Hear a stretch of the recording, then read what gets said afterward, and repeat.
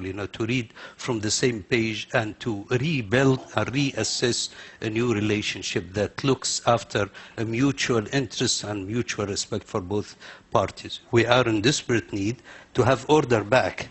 We are in desperate need to have our sovereignty protected because we've been violated by almost everybody, So these are the utmost of priorities for us right now.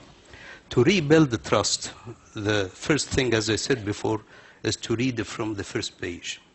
We come to the table with no pre-imposed or pre-designed agenda, that this is my agenda and I want you to fit in. No, we develop the agenda together. One of the big challenges for engagement when you have the end of a regime and the beginning of something new, something that looks like it could be what I call deep democracy in the future, is that the big tanker-like institutions, of which the European Commission, as I'm Vice President of that, is one, have to find ways to engage with a different order. There aren't civil servants, there aren't bureaucracies to engage with. They're just groups of people, and groups of people who themselves are often in a transitional phase, unwilling to make long-term decisions.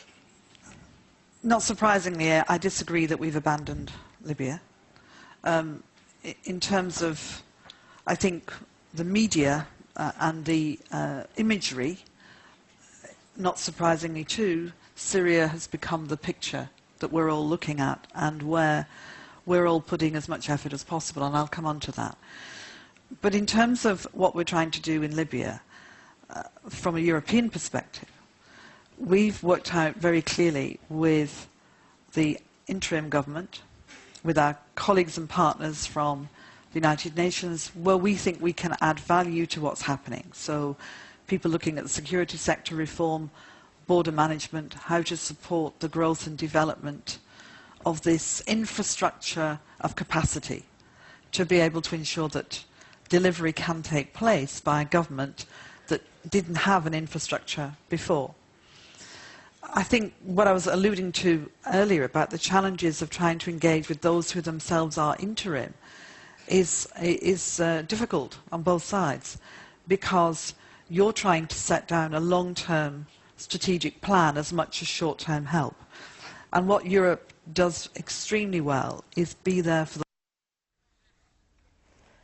نكتفي بهذا القدر أعزائي المشاهدين من مؤتمر بروكسل وحلقة النقاش التي تحدث فيها الدكتور محمود جبريل.